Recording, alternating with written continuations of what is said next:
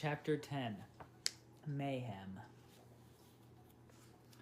Austin and Jerry ran up the long staircase to Alexis's kingdom. They arrived at the gate covered in black roses. Austin jammed the door open. Jerry went through the gate behind Austin. They walked to the street.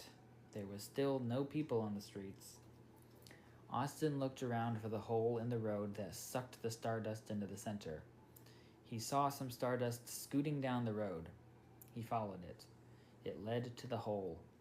It was bigger than before. There were bright colors coming from the center.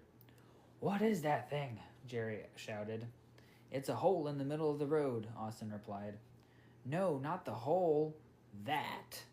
He pointed beyond the hole. "It's like a demented starbright." There was a starbright wobbling toward the hole. The points on it were demented and crooked. Austin stepped away from the hole. The starbright arrived at the hole and leaned forward. It stumbled and fell into the hole. Suddenly, a large stream of light bursted out of the hole into the air. Austin and Jerry fell back. The whole street rumbled and the windows on the buildings shattered. Massive tentacles exploded out of the hole and stretched into the sky. They fell to the ground and destroyed the entire street. One tentacle reached up and came down on Jerry, crushing him into the ground. "No!" Austin shouted. He stood up and ran over to Jerry. The tentacle lifted itself and traveled over to the other side of the street and smashed into a building. "Jerry!" Austin shouted.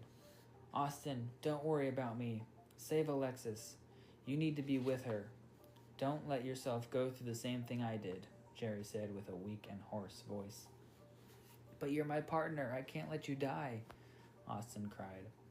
"If I die, I'll be with Tanya and my son. I can't live without her any longer. Don't worry about me. You were sent to save these marvelous islands from destruction, and that's what you need to do. I guess I was just a distraction." "You were not a distraction. You helped me get to Gustav's island to see Alexis. You have helped me so much over the years, and I can't let you die. I won't," Austin cried. "Austin, let me be with Tanya. I don't care about life anymore. It's not life without her. Save Alexis and remember me. Just go save the islands and live a great life. Please. Please do that for me. Thank you for being a great friend for the past couple of years. Goodbye." Jerry closed his eyes and stopped breathing. "No! No! This can't happen. No!" Austin cried. He picked Jerry up and carried him down the street to Alexis's castle. The tentacles had settled on the ground by now and didn't come as a threat anymore. Austin carried Jerry into the castle and gave him to one of the butlers. "Make sure nothing happens to him. Arrange a funeral," Austin told the butler. "Sure thing, Mr. Oxley," the guard replied. Austin turned around and ran to the door. He exited onto the street. He turned onto the street where the hole was. The tentacles had grown and were wrapping around the buildings. Austin pulled out his sword. He ran toward the tentacles, shouting and crying with rage. He pulled down his sword onto the side of one of the tentacles. It exploded with stardust and collapsed the building it was clinging to. There was a loud groaning noise that erupted from the hole. The building fell backwards and destroyed the building behind it. Austin ran toward another tentacle and chopped it in half.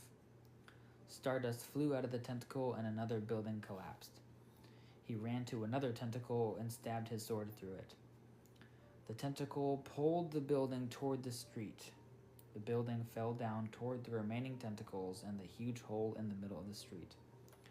Austin turned around and ran as fast as he could. He lifted his sword.